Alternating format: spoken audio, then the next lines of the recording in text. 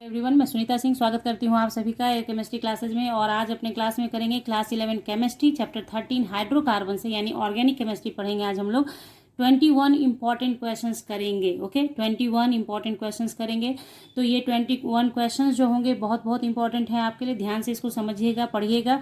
और वीडियो जब स्टार्ट करेंगे, हम लोग पढ़ना स्टार्ट करेंगे, जब मतलब क्वेश्चंस बनाना स्टार्ट करेंगे, तो बीच बीच में हम लोग जानेंगे कि क्या मतलब उस क्वेश्चन, एक क्वेश्चन को पढ़ने के बाद आप कितने सारे क्वेश्चंस को आंसर कर सकते हैं।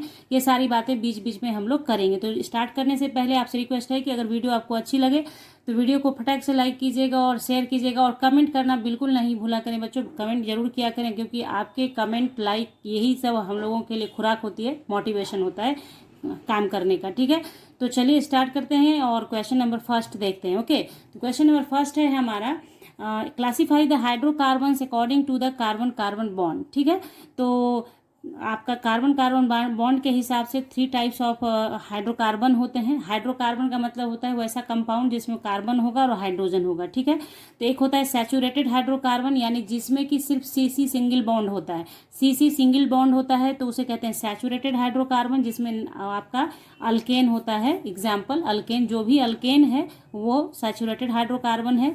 फिर दूसरा हुआ अनसैचुरेटेड हाइड्रोकार्बन, जिसमें कि आपका डबल बॉन्ड और ट्रिपल बॉन्ड होता है, यानी सीसी सिंगल बॉन्ड भी होता है, साथ ही साथ डबल और ट्रिपल बॉन्ड भी होता है। ठीक है, अगर डबल बॉन्ड या ट्रिपल बॉन्ड एक भी प्रेजेंट है तो वो अनसैचुरेटेड हाइड्रोकार्बन कहलाता है। ठीक है, तो उसमें आपका एग्जाम्पल हो गया अल्कीन और अल्काइन। और तीसरा है एरोमेटिक हाइड्रोकार्बन। तो एरोमेटिक हाइड्रोकार्बन का मतलब हुआ कि वैसा हाइड्रोकार्बन जो साइक्लिक फॉर्म में होगा, जिसमें अल्टरनेट डबल और सिंगल बॉन्ड प्रेजेंट होंगे, या आप उसको सिंपली अगर सीधी सी भाषा में बोलना चाहें तो बोल सकते हैं कि जिसमें बेंजीन रिंग होगा, वो एरोमेटिक हाइड्रोकार्बन होगा। और अगर आपको डिटेल में जानना है एरोमेटिसिटी के बारे में कि एरोमेटिसिटी क्या होता है, कैसे पहचान करते हैं एरोमेटिक कंपाउंड का, तो उसके लिए वीडियो लिंक आपको प्रोवाइड कर दूंगी आई बटन पे, वहां से देख लीजिएगा। मैंने स्पेशली पढ़ाया है हकल्स रूल फॉर एरोमेटिसिटी। ठीक है, तो वो आप अगर वीडियो देख लेंगे तो आप एरोमेटिसिटी से रिलेटेड जितने भी क्वेश्चंस आपके दिमाग में अराइज होते हैं वो सारे आप वहां से समझ सकते हैं। ठीक है, तो चलिए ये क्वेश्चन नंबर फर्स्ट कंप्लीट हुआ। क्वेश्चन नंबर 2 देख लेते हैं हम लोग। What is hydrogenation? तो हाइड्रोजिनेशन का मतलब होता है एडिशन ऑफ हाइड्रोजन। जब आप हाइड्रोजन ऐड करते हैं किसी भी अनसैचुरेटेड हाइड्रोकार्बन में तो उसे कहते हैं हाइड्रोजिनेशन। और हमेशा याद रखिए कि एडिशन जब भी पॉसिबल होगा, एडिशन तभी हो सकता है जब आपका हाइड्रोकार्बन अनसैचुरेटेड होगा। बस मार्क कर लीजिए दिमाग में कि अनसैचुरेटेड, अभी आपको बता दिया ऊपर में कि अनसैचुरेटेड का मतलब अल्कीन या अल्काइन, या जिसमें डबल और ट्रिपल बॉन्ड प्रेजेंट होता है, तो वही एक कंपाउंड होगा जो कि आपका एडिशन प्रोडक्ट बनाएगा। अल्केन एडिशन प्रोडक्ट नहीं बनाता है, सब्स्टिट्यूटेड प्रोडक्ट बनाता है। ओके, तो हाइड्रोजिनेशन का मतलब होता है कि डाई हाइड्रोजन, हाइड्रोजिनेशन है मतलब हाइड्रोजन को ऐड करना है और कुछ नहीं। तो dihydrogen gas gets added to alkenes and alkynes in the presence of finely divided catalyst like PT, PD और निकेल। याद कर लीजिएगा, हाइड्रोजिनेशन के लिए इन्हीं सारे कैटलिस्ट का इस्तेमाल किया जाता है। ठीक है, to form alkanes this process is called hydrogenation. तो इस प्रोसेस को कहते हैं हाइड्रोजिनेशन। एग्जाम्पल आप लिख सकते हैं, इथीन, हाइड्रोजन गैस डाला, इसमें से किसी एक को डाला आपने कैटलिस्ट के फॉर्म में, तो एडिशन ऑफ हाइड्रोजन हो गया और आपका एथेन बन गया। ये एथेन लिखा गया है। ठीक है, यानी ये अल्कीन से अल्केन बन गया। अल्कीन से क्या बन गया? अल्कीन से आपने स्टार्ट किया और आपने बना लिया क्या? अल्केन। किसके कारण? हाइड्रोजन के एडिशन के कारण। This is your second question. Now चलिए थर्ड क्वेश्चन पे। देखिए क्वेश्चन नंबर 3 है, methane does not react with chlorine in dark. Why? तो मेथेन क्यों नहीं क्लोरीन से रिएक्ट करता है डार्क में? तो इसका मात्र एक रीजन है कि क्लोरीनेशन जो होता है मेथेन का, वो फ्री रेडिकल के थ्रू होता है, और फ्री रेडिकल तभी बनता है जब यूवी रेज मिलता है उसे। ठीक है, तो बस यही रीजन यहाँ लिखना है कि क्लोरीनेशन ऑफ मेथेन यानी CH4 is a free radical substitution reaction. ये आपको एग्जामिनेशन में अगर क्वेश्चन आता है तो ये जो चीज़ है ना, ये अगर आपने नहीं लिखा तो एक भी मार्क्स नहीं देगा। साइंस में आपको टू द पॉइंट बातें लिखनी होती हैं तभी मार्क्स मिलता है कि फ्री रेडिकल सब्सटीट्यूशन रिएक्शन के कारण होता है chlorination in dark. Chlorine is unable to converted into free radical, hence reaction doesn't occur. आप लिख सकते हैं कि Cl2 आपने अगर डार्क में लिया है तो ये फ्री रेडिकल बनाएगा ही नहीं, दैट्स वाई मेथेन रिएक्ट नहीं करता है in dark. Okay, clear. Now question number 4 देख लीजिए आप, unsaturated compounds undergo addition reaction why. अब देखिए कितना अच्छा क्वेश्चन है, मैंने जो अभी थोड़ी देर पहले आपसे डिस्कस किया था वही है कि अनसैचुरेटेड कंपाउंड एडिशन प्रोडक्ट बनाता है, क्यों? तो इसके लिए बस यही रीजन है कि अनसैचुरेटेड हाइड्रोकार्बन के पास पाई बॉन्ड होता है जो कि कमजोर बॉन्ड होता है, वो ब्रेक कर सकता है और इसी वजह से एडिशन पॉसिबल होता है। तो उसी चीज को यहाँ लिख दिया मैंने। Unsaturated hydrocarbon compounds contain carbon carbon double और triple bonds, the pi bond is multiple bond is unstable and therefore addition takes place across the multiple bond. Example के रूप में आप देख सकते हैं कि मान लीजिए कि CC डबल बॉन्ड पे HCl का एडिशन कराएंगे आप, तो एक जगह H ऐड हो जाएगा और दूसरी जगह क्लोरीन ऐड हो गया। उसी तरह से अल्काइन को लेकर चलेंगे, ये प्लस का निशान है, ठीक है, HCl डाला तो एक बारी पहले अल्काइन से अल्कीन में कन्वर्ट होगा, फिर आप एक HCl डालोगे तो वो 1,1 डाइक्लोरोएथेन बना लेगा। तो ये है एडिशन प्रोडक्ट, यानी पाई बॉन्ड हटता चला जाएगा और आपका ऐड होता चला जाएगा। तो बस मल्टीपल बॉन्ड की वजह से, पाई बॉन्ड की वजह से अनसैचुरेटेड कंपाउंड आपका एडिशन प्रोडक्ट बनाता है। Question number 4 complete. Now question number 5 देखते हैं।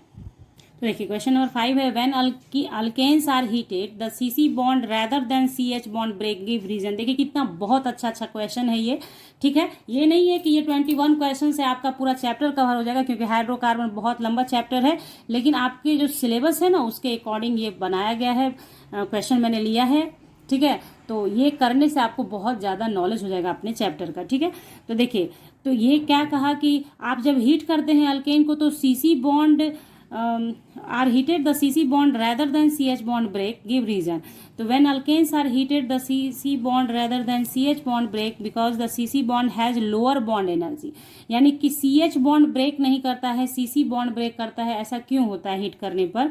तो CC bond has lower bond energy than the CH bond, इसलिए क्या होता है आपका जो CC bond होता है वो ब्रेक कर जाता है। इसलिए वहाँ पे आप जब ऑर्गेनिक केमिस्ट्री के अंदर मैकेनिज्म पढ़ते हैं तो आप देखते हैं कि कार्बन कटायन बनता है, कार्बन अनायन बनता है, क्योंकि बॉन्ड ब्रेक करता है तभी ये पॉसिबल होता है। तो इसी चीज़ का क्वेश्चन के रूप से पूछा कि CH बॉन्ड क्यों नहीं टूटता है, CC बॉन्ड ही टूटता है, ऐसा क्यों होता है? तो इसके लिए यही रीज़न है कि CC बॉन्ड का बॉन्ड एनर्जी कम है तो जल्दी ब्रेक कर जाता है। क्लियर।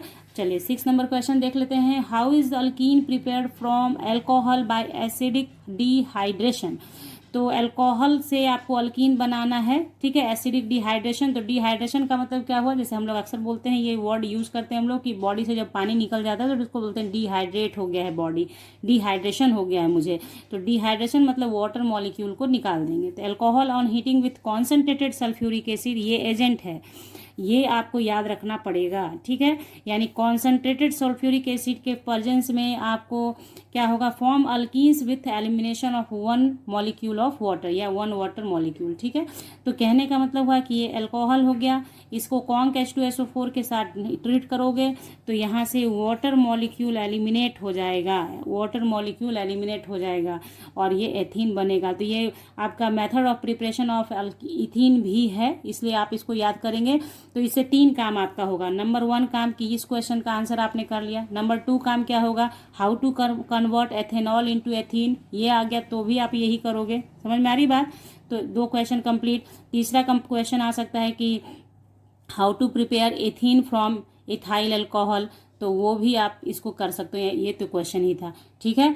तो चलिए, तो इस तरीके से पढ़िए कि आप कोई भी इससे रिलेटेड क्वेश्चन आए तो आप कर सकते हैं। और आपको मैं कीवर्ड बताती जा रही हूँ कि किसी भी क्वेश्चन के अंदर क्या कीवर्ड है। हाँ, यहाँ पे एथेनॉल से ही ये हो सकता है, ऐसा नहीं कि H दूसरे जगह रहेगा ना, ये कॉन्जिक्यूटिव होना चाहिए, एक दूसरे के सामने होना चाहिए, तभी वाटर मॉलिक्यूल एलिमिनेट होता है। तो खैर यहाँ पे ये आपका क्या था, एथेनॉल से ही बनाना था हमें, तो एथेनॉल से हमने एथीन बना लिया, ठीक है।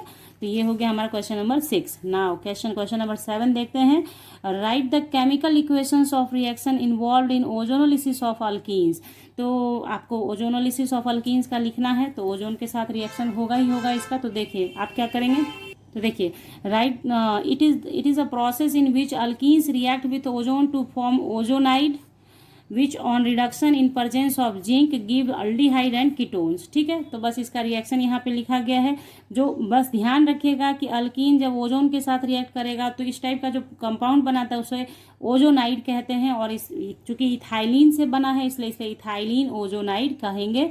और जब इसको आप रिडक्शन कराएंगे इसका जिंक के प्रेजेंस में तो ये आपको एल्डिहाइड और कीटोन देता है। ठीक है, तो यहाँ पे देखिए फॉर्मल्डिहाइड दिया है आपको। ठीक है, तो इस तरीके से यहाँ पे आपने देखा कि आपको क्या दिया, फॉर्मल्डिहाइड दिया। तो वो डिपेंड करता है कि यहाँ पे आप कैसा प्रोडक्ट लेके चल रहे हैं। तो इसलिए यहाँ पे जैसे इस तरह ये है हमारा प्रोडक्ट नहीं रिएक्टांट, जो रिएक्टांट आप लेंगे उसके अकॉर्डिंगली यहाँ पे आपको एल्डिहाइड और कीटोन मिलता है। तो जो मैंने लिया है उससे आपका क्या है, एल्डिहाइड मिलेगा। ठीक है, और अगर आप यहाँ पे ये ले लेते हैं, जैसे देखिए अगर आप ये रिएक्टांट लेके चलेंगे इस तरीके का और ओजोनलिसिस कराएंगे तो फिर आपको क्या होगा, एसीटोन और एल्डिहाइड दोनों मिल जाएगा। तो डिपेंड करता है कि आप कैसा रिएक्टांट लेके चल रहे हैं। तो ये इसलिए वहां पे लिखवाया गया है कि एसीटोन और एल्डिहाइड यानी कीटोन और एल्डिहाइड दोनों प्रोडक्ट मिलेगा by the ozonolysis of alkyne. Okay, चलिए नेक्स्ट क्वेश्चन पे चलते हैं। देखिए क्वेश्चन नंबर 8 है हमारा, स्टेट मार्कोनिकॉफ्स रूल। तो मार्कोनिकॉफ्स रूल आपको आना चाहिए। इसका एक सेपरेट वीडियो भी है चैनल पे, आप देख सकते हैं। उसका लिंक डिस्क्रिप्शन बॉक्स में और आई बटन दोनों पे मिलेगा आपको, वहां से देख लीजिएगा। यहाँ पे देखिए कैसे लिखना है आपको। तो मार्कोनिकॉफ्स रूल क्या कहता है, it states that when a polar compound is added to an unsymmetrical alkene, ये ध्यान रखिएगा, ये जब भी काम करेगा अनसिमेट्रिकल अल्कीन पे करेगा। ठीक है, अनसिमेट्रिकल होना चाहिए। ठीक है, और alkynes positive part goes to the most substituted carbon atom and negative part goes to the least substituted carbon atom. बस इतना ही है इसका डेफिनेशन। ठीक है, कि क्या कहता है कि जब अनसिमेट्रिकल अल्कीन होगा और पोलर कंपाउंड का उस पे एडिशन कराना होगा तो मार्कोनिकॉफ्स का रूल कहता है कि जो आपका जो पोलर कंपाउंड जिसका एडिशन होना है उसका जो पॉजिटिव पार्ट है, पार्शियल पॉजिटिव और पार्शियल निगेटिव होता है ना, पॉजिटिव पार्ट जो है वो मोस्ट सब्स्टिट्यूटेड कार्बन के पास जाएगा, यानी कार्बन वैसा कार्बन जिसके पास जब ज़्यादा सब्स्टिट्यूशन है। तो सब यहाँ पे देखिए डबल बॉन्डेड कार्बन है तो इसके पास 2 हाइड्रोजन है जबकि इसके पास 1 हाइड्रोजन है। तो यहाँ पे क्या हो जाएगा, इसके साथ हाइड्रोजन आ जाएगा और Br माइनस जो है यानी निगेटिव पार्ट लीस्ट सब्स्टिट्यूटेड के पास चला जाएगा। तो यहाँ पे Br आ गया, तो ये हो गया 2 ब्रोमोहेक्सेन। तो ये मेजर प्रोडक्ट कहलाएगा, आपके मार्कोनिकॉफ्स के अकॉर्डिंग बना है इसलिए ये मेजर बनेगा। और इसको जस्ट अपोजिट आप कर देते हैं तो वो माइनर प्रोडक्ट ऑफ मार्कोनिकॉफ्स हो जाता है। तो यहाँ पे चूंकि छोटा सा क्वेश्चन था कि मार्कोनिकॉफ्स रूल क्या है, तो रूल को लिखा हमने ये लिख दिया। ठीक है, सेपरेट वीडियो में सिर्फ आपको देखने को ये मिलेगा कि प्रोडक्ट दोनों बनेगा लेकिन एक मेजर होगा दूसरा माइनर होगा, क्योंकि अकॉर्डिंग टू रूल बना तो मेजर, रूल को जो रूल के हट के बनेगा तो वो आपका माइनर प्रोडक्ट कहलाता है। तो ये क्वेश्चन आपने समझ लिया। अब आइए क्वेश्चन नंबर 9 है, स्टेट खरास इफेक्ट या परऑक्साइड इफेक्ट भी इसे कहते हैं। तो ठीक है, तो इससे देखिए जस्ट अपोजिट होता है, आपके मार्कोनिकॉफ का जस्ट अपोजिट होता है, यानी मार्कोनिकॉफ्स याद कर लिया तो ये भी हो जाएगा आपसे। ठीक है, it states that in presence of peroxide, बस ये ध्यान रखिएगा परऑक्साइड, इसीलिए इसे ऑक्साइड परऑक्साइड इफेक्ट भी बोलते हैं। ठीक है, peroxide such as benzoyl peroxide addition of HBr but not HCl और HI, ये ध्यान रखिएगा HCl और HI इस पे काम नहीं करता है, HBr ही इस पे चलेगा। To unsymmetrical alkenes occurs contrary to Markovnikov's rule. तो यहाँ पे देखिए मार्कोनिकॉफ्स के अकॉर्डिंग एडिशन होता तो आपका H कहाँ जाता है, इसके पास, और Br जाता है इसके पास, क्योंकि अनसिमेट्रिकल अल्कीन है और इसके पास ज़्यादा सब्स्टिट्यूशन है और इसके पास कम है, इसके पास 1 ही हाइड्रोजन है जबकि इसके पास 2 हाइड्रोजन है। ठीक है, तो आपका कहाँ जाएगा, लेकिन क्या है जस्ट उसके अपोजिट जाएगा, यहाँ पे Br इसके साथ जाएगा, निगेटिव पार्ट इसके साथ और पॉजिटिव पार्ट इसके साथ जाएगा और बनेगा 1 ब्रोमो प्रोपेन। लेकिन इसका कंडीशन यही है कि परऑक्साइड के प्रेजेंस में ही होगा, अदरवाइज नहीं होगा, परऑक्साइड रहेगा तभी आपका ये काम होगा। तो बस आपको मार्कोनिकॉफ्स को ध्यान में रखना है, जस्ट खरास इफेक्ट आया तो जस्ट उसका अपोजिट लिख देना है, सिर्फ लिख देना है क्या, इन प्रेजेंस ऑफ परऑक्साइड। ठीक है, तो ये चीज़ आपने समझ लिया। ये हो गया आपका। और आप चलते हैं आगे। देखिए, how alkyne prepared from calcium carbide. तो अल्काइन कैल्शियम कार्बाइड से कैसे बनाया जाता है?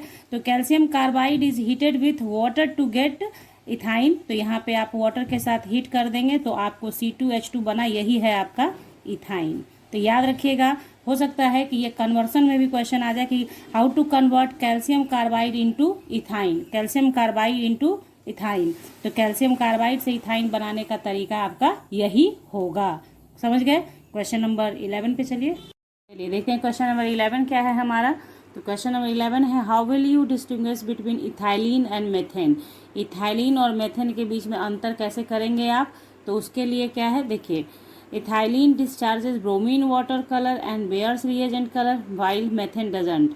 तो जैसे आपका जो है इथाइलिन हो या फिर इथाइन हो, यानी डबल बॉन्ड वाला हो या ट्रिपल बॉन्ड वाला हो, दोनों ही डिस्चार्ज करता है ब्रोमीन वाटर कलर को, जबकि जो अल्केन होंगे वो नहीं करता है। ठीक है, तो बस इसको ध्यान में रखना है कि ब्रोमीन कलर का डिकलरेशन हो जाता है, ब्रोमीन कलर का जो वाटर का जो कलर होता है वो डिस्चार्ज हो जाता है अगर इथाइलिन है, यानी डबल बॉन्डेड या ट्रिपल बॉन्डेड कंपाउंड है। तो अगर सिंगल बॉन्डेड कंपाउंड है तो ऐसा नहीं होगा, कलर में कोई फर्क नहीं पड़ेगा। ठीक है, ओके। क्वेश्चन नंबर 12 देख लीजिए, what is Friedl craft reaction. तो फ्राइडल क्राफ्ट रिएक्शन क्या है एक्चुअली? तो ये जब भी होता है एरोमेटिक पे होता है। तो व्हेन बेंजीन और its derivatives react with alkyl halide in presence of AlCl3 we get alkyl benzene. तो यही है फ्राइडल क्राफ्ट रिएक्शन, मतलब ये जब भी होगा एरोमेटिक कंपाउंड पे होता है, यानी बेंजीन या बेंजीन के डेरिवेटिव्स पे होगा, इन प्रेजेंस ऑफ हैलाइड और इन पर react with alkyl halide in presence of AlCl3। Okay, तो बस इतना सा ध्यान रखना है। एग्जाम्पल आप दे देंगे, हो गया आपका ये। तो इसमें बेंजीन है, CH3Cl है, ये अल्काइल हैलाइड हो गया और AlCl3 एजेंट हो गया। ठीक है, तो बन गया क्या, ये जो बना, ये देखिए, ये बेंजीन था, ये आपने बेंजीन लिया, यहाँ आपने क्या बनाया, टॉलुइन बोलते हैं इसे। ठीक है, तो ये हो गया आपका। क्वेश्चन नंबर 13 देखिए क्या है, बहुत इंपॉर्टेंट क्वेश्चन है, इसे स्टार मार के याद कीजिएगा, इससे आप नंबर ऑफ मतलब 2 से 3 क्वेश्चंस का आंसर कर सकते हैं। क्वेश्चन नंबर 13 में दे रखा है, n pentane has higher boiling point than neo pentane. यानी 2 आइसोमेरिक फॉर्म की बात हो रही है कि नॉर्मल पेंटेन और नियो पेंटेन। हम लोग को पता है कि नॉर्मल पेंटेन लिखते हैं, आइसो पेंटेन लिखते हैं और नियो पेंटेन लिखते हैं, 3 आइसोमेरिक फॉर्म होता है। But the melting point of neo pentane is higher than that of normal pentane. कहने का है कि एन पेंटेन जो होता है, नॉर्मल पेंटेन जो सीधा सीधा सी करके लिखा जाता है, उसका बॉइलिंग पॉइंट तो हायर होता है लेकिन नियो पेंटेन से, लेकिन मेल्टिंग पॉइंट में जस्ट उल्टा हो जाता है कि नियो पेंटेन का ज़्यादा होता है देन नॉर्मल पेंटेन। ओके, तो आंसर इसका देखिए, because of the presence of branches in neo pentane. Neo pentane मैंने आपको कहा कि देखिए, अगर आप इसको सिंपली समझेंगे तो कार्बन जब आप देखिए 1 2 3 4 5 इस तरीके से अगर सजाते हैं तो ये नॉर्मल पेंटेन हो गया। इसी में जब आप एक ब्रांचिंग कर देते हैं ऐसे, तो इसे आइसोपेंटेन कहते हैं। और इसी में जब आप इस तरीके से ऐसे लिख देते हैं ऊपर नीचे ब्रांच करके, तो ये जो आप देख रहे हैं ना, ये वाला पार्ट, ये नियो कहलाता है और 5 कार्बन होने के कारण नियो पेंटेन हो गया। ठीक है, बात आ गई समझ में आपके? तो यही चीज़ यहाँ पे लिखा गया है कि branches in neopentane the surface area and van der Waals forces of attraction are very weak in neopentane than n-pentane, therefore the boiling point of neopentane is lower than that of n-pentane। जबकि melting point क्या होगा, चूंकि structure ज़्यादा, neopentane का structure compact हो जाएगा, solid हो जाएगा, जिसके कारण मेल्टिंग पॉइंट इसका बढ़ जाएगा देन नॉर्मल पेंटेन। उसी चीज़ को यहाँ लिखा है, melting point depends upon the packing of the molecule in the crystal lattice since neopentane are more compact structure than n-pentane and hence the neopentane has much higher melting point than normal pentane. तो देखिए, दोनों अलग अलग चीज़ है। Boiling point जिस पे depend करता है उसको ध्यान रखना है, मेल्टिंग पॉइंट किस पे डिपेंड करता है उसके अकॉर्डिंग आप आंसर करेंगे। आई होप आप समझ गए कि कैसे इसको क्या करना है। मेल्टिंग पॉइंट, स्ट्रक्चर कॉम्पैक्ट है तो मेल्टिंग पॉइंट बढ़ गया किसका, नियोपेंटेन का, नॉर्मल पेंटेन से ज़्यादा हो गया। ठीक है, क्वेश्चन नंबर 14 देखते हैं। क्वेश्चन नंबर 14 है हमारा, explain Wurtz reaction with an example. ठीक है, तो उर्ज रिएक्शन क्या है, तो the reaction is employed to obtain higher alkanes from halide of lower alkanes, the halide of lower alkanes are heated with sodium metal in ether. तो ये आपको एकदम लिखना मस्ट हो जाता है कि सोडियम मेटल इन ईथर ये एजेंट है उर्ज रिएक्शन का। उर्ज रिएक्शन की पहचान है ये सोडियम मेटल विथ ईथर। कहीं भी लिखा हुआ आपको एरो के ऊपर दिख जाए तो आप समझ जाना कि वहाँ पे उर्ज रिएक्शन करवाया जा रहा है। तो इतना आपको दिमाग में रखना पड़ेगा। No trick applied here. यहाँ पे आप ऐसा कुछ नहीं कर सकते हैं कि आप किसी ट्रिक से याद कर लेंगे। उर्ज रिएक्शन का मान लीजिए ये नेम रिएक्शन है हाइड्रोकार्बन के अंदर का, तो जो नेम रिएक्शंस होते हैं उसके अंदर जो एजेंट होते हैं ना उसको आपको याद रखना चाहिए ताकि आप एग्जामिनेशन के अंदर कोई गलती ना करें। ठीक है, तो उर्ज रिएक्शन के लिए ये है। और देखिए तो लोअर अल्केन का हलाइड लिया आपने, ट्रीट कराएंगे तो ये दोनों आपस में जुड़ जाता है और बड़ा अल्केन बनाता है। For example CH3I sodium metal लिया और ठीक है, ये लिखने के लिए ऐसा क्यों लिखा है ताकि आपको ये दिखाया जा सके कि ये ऐसे रिमूव हो गया। ठीक है, 2NaI बन गया और CH3 ऐड हो गया। तो ये देखिए छोटा अल्केन आपने मिथाइल आयोडाइड लेके चले और आपको यहाँ पे एथेन मिल गया। इसी तरीके से कोई और भी आप लेके चलेंगे तो वो ऐड ऑन हो जाएगा, मतलब हलाइड और सोडियम अपने आपस में रिएक्ट करके अलग हो जाएगा, बाकी जो भी रहेगा ना वो ऐड ऑन हो जाएगा। ठीक है, क्लियर, समझ गए इस बात को। तो यहाँ पे ये हो गया 14 नंबर क्वेश्चन। 15 नंबर क्वेश्चन देखिए क्या है। Give the different isomers formed by C5H8 along with their IUPAC name. देखिए इस टाइप का क्वेश्चन बहुत आता है CBSE के अंदर, चाहे किसी और भी बोर्ड में, जैसे बिहार बोर्ड के स्टूडेंट के लिए भी ये बहुत इंपॉर्टेंट क्वेश्चन होता है कि देखिए आपको ये फॉर्मूला दे दिया और कह रहा है कि इसका डिफरेंट आइसोमेरिक फॉर्म लिखिए और उसके आइपक नेम भी बताइए। दोनों काम हो गया, आइसोमर्स भी बनाना है और आइपक नेम भी लिखना है। तो सबसे पहली बात आपको जानकारी होनी चाहिए कि 3 तरह के जो हाइड्रोकार्बन्स आपने देखे हैं ओपन चेन के अंदर, ओपन चेन में तो क्या था, अल्केन था, अल्कीन था, अल्काइन था। ठीक है, तो देखिए थोड़ा सा आप यहाँ पे ध्यान करके देखिएगा। तो अल्केन, अल्काइन का तो मैंने यहाँ लिखा ही है। अल्केन का जो जनरल फार्मूला होता है वो होता है CnH2n+2 और अल्कीन का जो होता है वो होता है CnH2n। और अल्काइन का आप यहाँ देख रहे हैं लिखा हुआ where n is number of carbon, where n is number of carbon, n बराबर नंबर ऑफ कार्बन। तो देखिए अब यहाँ पे जो फॉर्मूला दिया है आपको C5H8, आपका काम है कि आप इसको फीड कराएं, देखें कि किस पे ठीक होता है, अल्केन है या अल्कीन है या फिर अल्काइन है। तो आप देखेंगे तो आपको समझ में आ जाएगा कि ये अल्काइन है। मैंने यहाँ करके दिखा दिया है आपको, देख लें इसे। कार्बन यहाँ पे C5 है यानी कि कार्बन की संख्या 5 है, तो 5 5 दूनी 10 -2 8 हो गया। तो यानी कि अल्काइन है, यानी ट्रिपल बॉन्ड है इसमें। ठीक है, तो यहाँ पे आप देखें तो पेंट 1 मतलब आगे में लगा दिया। एक ये पॉसिबिलिटी है कि आगे में ही ट्रिपल बॉन्ड डाल दिया, फिर ट्रिपल बॉन्ड को शिफ्ट करा के यहाँ ले आइए और उसके बाद आप क्या करेंगे, इस ट्रिपल बॉन्ड को यहाँ जम करा दिया। ठीक है, और ब्रांचिंग भी कर दिया। ठीक है ना, तो अब आपके दिमाग में आ रहा होगा कि इसे इधर ही शिफ्ट करा देते, ये करने का नीड क्या था। तो जैसे ही आप डबल ट्रिपल बॉन्ड को शिफ्टिंग कराते हैं ना, तो आपको ये ध्यान रखना होता है कि नंबरिंग जो स्टार्ट होता है आइपक सिस्टम के हिसाब से वो उस साइड से होता है जिधर से डबल बॉन्ड या ट्रिपल बॉन्ड है, तो उसको लोएस्ट नंबर मिले। जैसे कि यहाँ जब आप नंबरिंग करेंगे तो 1 2 3 4 5 ऐसे करेंगे, फिर यहाँ भी आप नंबरिंग करोगे तो ये 1 2 3 4 5, क्योंकि 2 नंबर पे आपका डबल बॉन्ड मिल गया, यहाँ पे 1 नंबर पे मिल गया। अगर आप इस चीज़ को शिफ्ट करा के यहाँ लाते तो फिर आप नंबरिंग यहाँ से करते 1 2 पे ही आपको डबल बॉन्ड मिलता।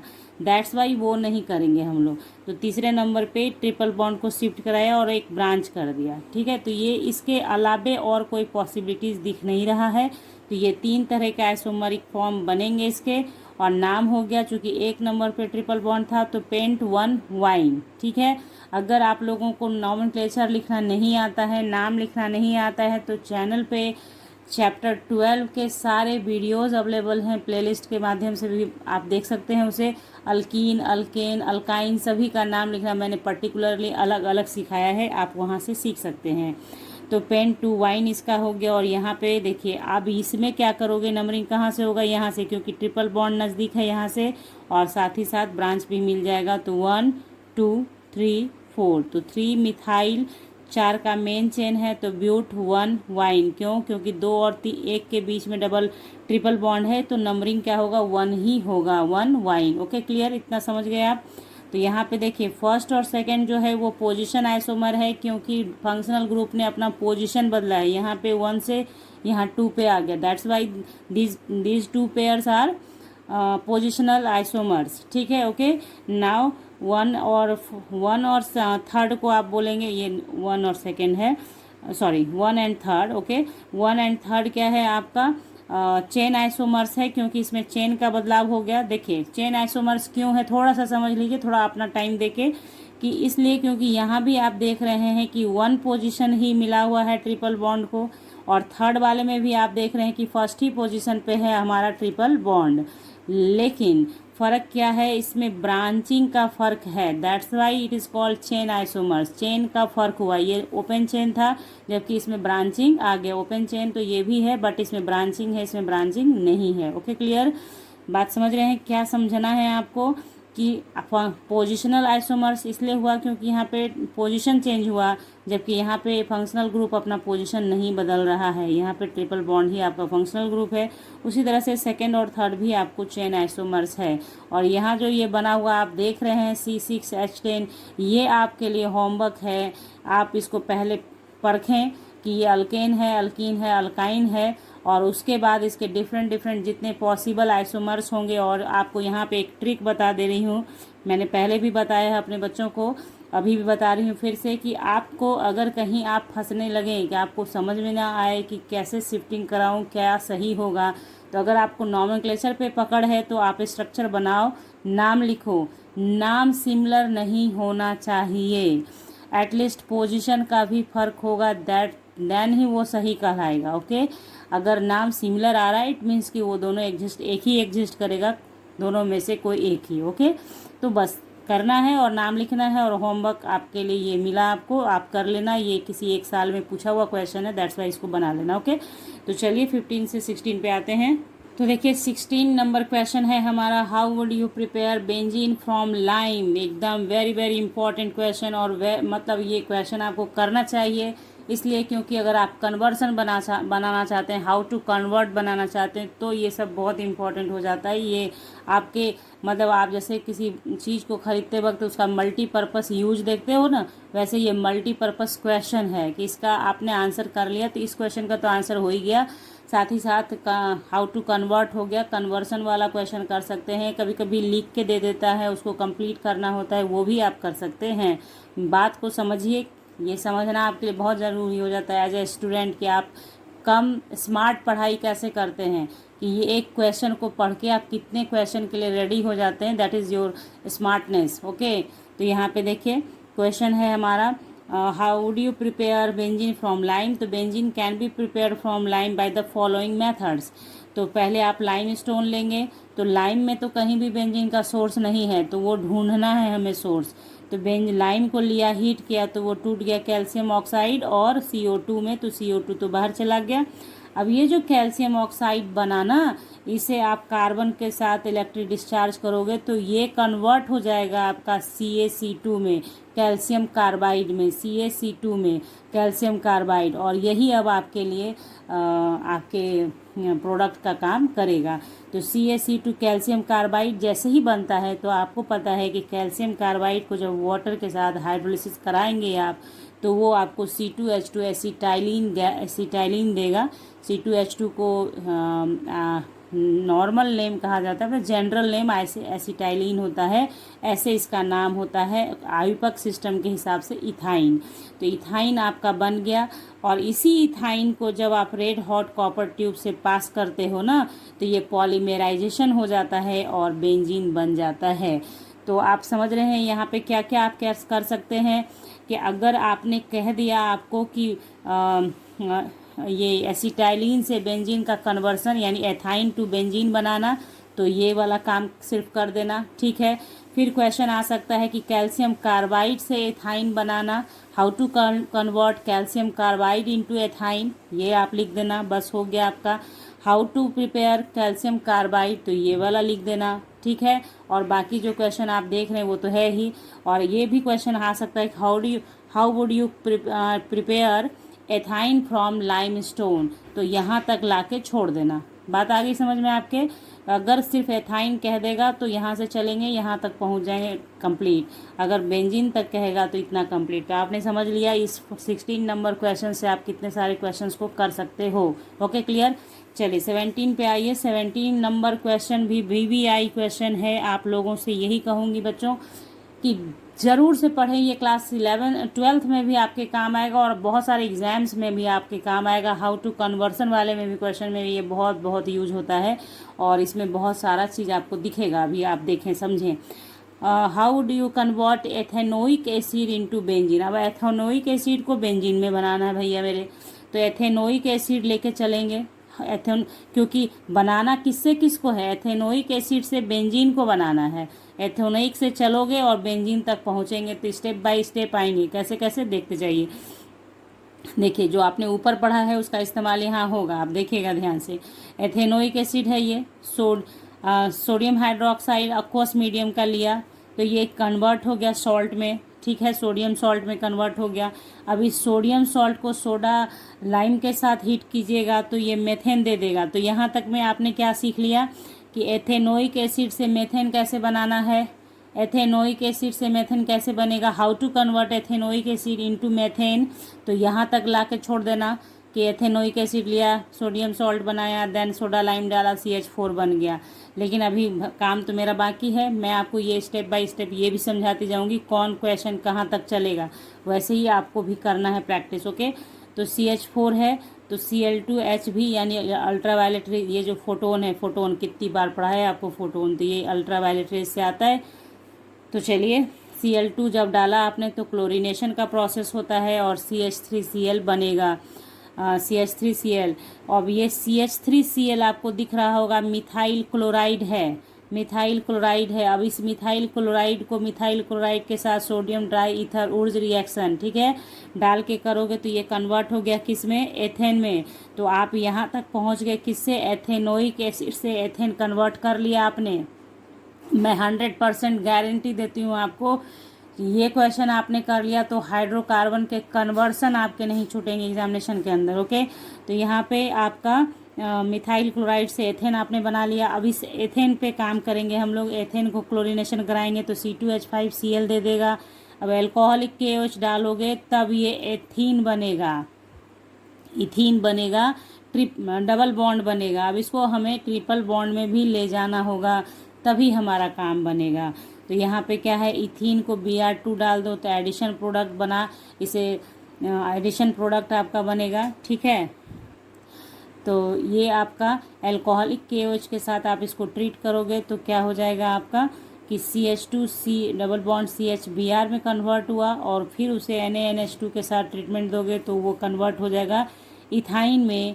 और इथाइन के बारे में अभी जस्ट आपने ऊपर पढ़ा कि इथाइन को रेड हॉट कॉपर ट्यूब से पास किया जाए तो वो बेंजीन में कन्वर्ट हो जाता है ना।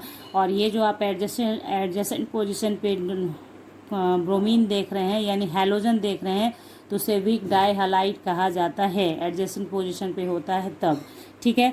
तो यहाँ पे आपने इससे देखा, पूरे अपने कॉपी पे इस पूरे चार्ट को बनाओ। एक बारी बनाने से नहीं समझ में आए, 2 बारी बनाओ और कुछ मेहनत ही नहीं है। इससे मैंने सीक्वेंस में आपको पढ़ाया, ऊपर जो जो पढ़ाया उसको एक जगह समराइज़ किया है यहाँ पे, इसलिए प्रॉब्लम नहीं होगी आपको, ठीक है। चलिए क्वेश्चन नंबर नेक्स्ट पे आते हैं हम लोग। क्वेश्चन नंबर 18 है, how will you convert the following compounds to benzene, acetylene, benzoic acid and cyclohexane. यानी कि आप एसिटाइलिन को बेंजीन में कैसे कन्वर्ट करोगे, बेंजोइक एसिड को बेंजीन में कैसे करोगे और साइक्लोहेक्सेन को कैसे करोगे। एसिटाइलिन का तो पहले से बता रखा है, वही हो गया। यहाँ पे आप अपनी मर्जी से लिख देना, red hot copper tube polymerization हो जाता है, ठीक है। मैंने नहीं लिखा है इसलिए क्योंकि पीछे मैंने 2 बारी 3 बारी बता रखा है। ओके, क्वेश्चन नंबर इसका जो सेकंड पार्ट है, तो देखिए बेंजोइक एसिड लिया, उसे NH3 के साथ ट्रीटमेंट दोगे तो ये एमाइड में कन्वर्ट होगा। फिर यहाँ पे Br2KOH, इसे हॉफमैन ब्रोमाइड रिएक्शन के नाम से भी जाना जाता है। तो Br2KOH के साथ ट्रीटमेंट दोगे तो फिर ये एनिलीन में कन्वर्ट हो जाएगा। एनिलीन में प्राइमरी अमीन, ये जो आपका बनाने का हॉफमैन, देखिए यहाँ पे आप एनिलीन बन गया आपका, है ना। तो अब क्या है, एनिलीन के बाद इसका ट्रीटमेंट Na2HCl के साथ करोगे तो ये बेंजीन डाइजोनियम क्लोराइड में कन्वर्ट होगा, और इस एजेंट के साथ इसको हाइड्रोलिसिस कराओगे तो ये बेंजीन में कन्वर्ट होगा। तो प्रैक्टिस कीजिए इसका। प्रैक्टिस करने से, क्योंकि ये जो चीज़ आप देख रहे हैं ना, कुछ चीज़ ऐसा है जो आपको थोड़ा सा 12th में आने के बाद पढ़ने को मिलेगा, ठीक है। तो हो गया ये चीज़। अब देखिए साइक्लोहेक्सेन है, ये साइक्लोहेक्सेन है। साइक्लोहेक्सेन बिना डबल बॉन्ड के साइक्लोहेक्सेन है। इसे रेड हॉट Fe या क्वार्ट्ज के साथ पास करोगे तो ये बेंजीन में कन्वर्ट हो जाएगा। तो इसका प्रैक्टिस कर लेंगे आप लोग। नेक्स्ट क्वेश्चन देखिए, 19 नंबर क्वेश्चन है हमारा। Write IUPAC name of the product obtained by addition reaction of HBr to hex one yne. अब आप ध्यान दीजिएगा, इसमें दो बातें लिखी गई हैं कि हेक्स-1-इन का मतलब हो गया, देखिए हेक्स-1-इन कैसे लिखेंगे हम लोग। तो पहले तो 6 कार्बन बना लीजिए, 4 5 6 हो गया। 1 पे इन है तो डबल बॉन्ड डाल दीजिए, बाकी आप हाइड्रोजन से इसको बैलेंस कर दीजिए, ठीक है। उसके बाद आप इसको हाइड्रोजन से बैलेंस कर दीजिए, ये आपके पास है। तो इसमें कहता है कि HBr को ऐड कीजिए इन अब्सेंस ऑफ परऑक्साइड, और दूसरी बार कहता है कि इन द प्रेजेंस ऑफ परऑक्साइड। तो ये क्वेश्चन यहाँ लिखने का मकसद सिर्फ ये था कि आपको समझाना है कि हो सकता है कि क्वेश्चन में मार्कोनिकॉव्स और खलास इफेक्ट नहीं पूछे, हो सकता है ऐसे पूछ दे, ये भी पूछ सकता है। यहाँ पे क्या हो गया, यहाँ पे समराइज कर दिया। दोनों ही रूल जिन बच्चों को पता होगा वही इस क्वेश्चन को कर सकते हैं, क्योंकि एक है in the absence of peroxide, तो परऑक्साइड का अब्सेंस में मार्कोनिकॉव्स रूल हो गया, और आपका प्रेजेंस ऑफ परऑक्साइड खरास इफेक्ट हो गया। क्लियर। तो ये क्वेश्चन आपको समझाने के लिए था कि डायरेक्ट मार्कोनिकॉव्स पूछेगा, डायरेक्ट खरास इफेक्ट पूछेगा, या फिर इनडायरेक्टली ऐसे भी पूछेगा। सीबीएसई थोड़ा स्मार्ट बोर्ड है तो वैसे भी पूछ सकता है, ठीक है। तो चलिए नेक्स्ट क्वेश्चन पे चलते हैं। ये आप खुद से कर लेना, सिर्फ ये समझाने के लिए लिखा था ताकि आपको समझाया जा सके। तो ये खरास इफेक्ट और मार्कोनिकॉव्स से ही है, तो उसे कर लीजिएगा। 20 नंबर क्वेश्चन देखिए, यहाँ देखिए 20 नंबर क्वेश्चन है, how will you justify the presence of resonance in benzene. तो ये बहुत इंपॉर्टेंट क्वेश्चन है कि रेजोनेंस बेंजीन में है, ये आप कैसे जस्टिफाई करेंगे। तो सबसे बड़ी बात होती है कि रेजोनेंस का अर्थ होता है उसमें बॉन्ड लेंथ का फर्क नहीं पड़ेगा। रेजोनेटिंग स्ट्रक्चर होता है कि एक स्ट्रक्चर दूसरे स्ट्रक्चर में फ्रैक्शन ऑफ सेकेंड्स के अंदर कन्वर्ट होता है, आप पता भी नहीं चला सकेंगे उसका। तो उसी चीज़ को यहाँ लिखना है, ठीक है, कि resonance, the presence of resonance in benzene is justified on the basis of carbon carbon bond length values. तो यहाँ तक आपने लिख दिया, हो गया आपका काम। बहुत मतलब आपको नहीं बहुत कुछ लिखने में आ रहा है तो इतना जरूर लिखेंगे कि कार्बन कार्बन बॉन्ड लेंथ से ये आप क्लियर कर सकते हैं रेजोनेंस का। क्यों? क्योंकि it is 139 picometre and is the same for the all bond. यहाँ ऑल लिख दीजिएगा, all bonds in case calculate structure for benzene containing alternate single and double bond is to be accepted. The bond length for all bonds can't be equal. Thus all the CC bond in the benzene are the same and this justifies the resonance. यहाँ पे मैं इसलिए पढ़ देती हूँ ताकि आप लोगों को कहीं कभी हैंड राइटिंग में प्रॉब्लम हो जाती है समटाइम, तो इसलिए थोड़ा सा एक बार ही पढ़ दिया। तो यहाँ पे जो बात लिखी गई है वो ये कि आप कार्बन कार्बन लेंथ पर बात करते हैं तब आप रेजोनेंस को जस्टिफाई कर पाते हैं, क्योंकि जो भी बॉन्ड होते हैं बेंजीन के अंदर उनका वैल्यू एक ही है 139 पिकोमीटर। अगर हम कैकुले का फॉर्मूला, जो कि ये लिखा है ये कैकुले का फॉर्मूला है, ये भी कैकुले का फॉर्मूला है, कैकुले के फॉर्मूला को एक्सेप्ट करते हैं तो उसमें आप देखते हैं कि एक डबल बॉन्ड है, एक सिंगल बॉन्ड है, एक डबल एक सिंगल, तो दोनों डबल और सिंगल का एक ही लेंथ नहीं हो सकता है, अलग अलग लेंथ होगा। लेकिन जबकि हम लोगों को रियलिटी पता है कि बेंजीन के अंदर क्या जो जितने भी बॉन्ड हैं, 6 बॉन्ड जितने भी हैं वो सारे के सारे इक्वल हैं, 139 पिकोमीटर हैं। तो ये जस्टिफाई करता है कि एक स्ट्रक्चर ऐसा है, एक रेजोनेटिंग स्ट्रक्चर बनता है जिसकी वजह से सारे बॉन्ड लेंथ इक्वल हो जाते हैं। तो जस्टिफाई कर दिया। बढ़िए आगे 21 नंबर क्वेश्चन पे। तो 21 नंबर क्वेश्चन आपका देखिए क्या है, 1,2-dichloroethene 1,2-dichloroethene exists in 2 isomeric forms while only one such form is possible for 1,2-dichloroethane। ठीक है, एक्सप्लेन। तो देखिए सबसे बड़ी बात है क्या कि इथीन है तो उसमें सीस और ट्रांस होगा। सीस का मतलब होता है जब एक जैसा ग्रुप एक ही साइड हो, मतलब तो उसे कहते हैं सीस, और जब डायगोनली अपोजिट साइड में हो तो उसे कहते हैं ट्रांस। तो in 1,2 dichloroethene the carbon atoms are linked by double bond and the compound can exist as two geometrical isomers, that is cis and trans isomers, but the same is not possible in 1,2 dichloroethane in which the carbon atoms are linked by single covalent bond only. यानी ethane है, ये ethene नहीं है, ethane है। तो ethane में तो single bond है ना, तो उसमें सीस ट्रांस हो ही नहीं सकता है। जब तक मल्टीपल बॉन्ड नहीं होगा तो ज्योमेट्रिकल आइसोमर्स नहीं पॉसिबल है। ये आपको मैंने ज्योमेट्रिकल आइसोमर्स जहाँ पे पढ़ाया था वहाँ बताया था कि कंडीशंस फॉर ज्योमेट्रिकल आइसोमर्स क्या है। तो उसमें एक कंडीशन ये भी था कि मल्टीपल बॉन्ड का होना जरूरी है। तो अल्केन में चूंकि मल्टीपल बॉन्ड एब्सेंट है इसलिए ये नहीं पॉसिबल है, और इसमें है दैट्स वाई ये होगा। चूंकि 1,2 डाइक्लोरो नाम से दिया है, और भी कंडीशंस हैं, ऐसा नहीं कि ज्योमेट्रिकल आइसोमर्स के लिए सिर्फ मल्टीपल बॉन्ड हो जाएगा और ज्योमेट्रिकल हो जाएगा, ऐसा नहीं है, और भी कंडीशन है, लेकिन यहाँ पे वही कंडीशन अलाउड है। तो ज्योमेट्रिकल आइसोमर्स भी अगर आपको डिटेल में जानना है तो लिंक सारे के सारे आपको डिस्क्रिप्शन बॉक्स में मिलेंगे, वहाँ से आप देख लें। तो यहाँ पे हम लोगों ने कंप्लीट कर लिया 21 क्वेश्चन, जो कि इस पूरे चैप्टर से मैंने लिया है, जो बहुत बहुत इंपॉर्टेंट है। इससे आप बहुत सारे क्वेश्चंस का आंसर कर सकेंगे, और भी इस चैप्टर से रिलेटेड बहुत सारे इंपॉर्टेंट क्वेश्चंस हैं जो आगे आपको प्रोवाइड किए जाएंगे। तो इसके लिए करना क्या है, आपको सबसे पहले सब्सक्राइब कर लेना है चैनल को विथ बेल आइकन, ताकि फ्यूचर्स वीडियोस के नोटिफिकेशन आपको समय से मिलेंगे। और जैसा कि मैंने शुरुआत में कहा है कि आप लाइक किया करें वीडियो को, कमेंट किया करें कि हाँ इस तरह के वीडियोज़ आपको अच्छे लग रहे हैं, ऐसे वीडियोज़ आपको चाहिए, ताकि मोटिवेशन बना रहे। तो मिलेंगे आपसे नेक्स्ट क्वेश्चन के साथ नेक्स्ट क्लास में, तब तक के लिए bye, thank you, take care, have a nice day बच्चों।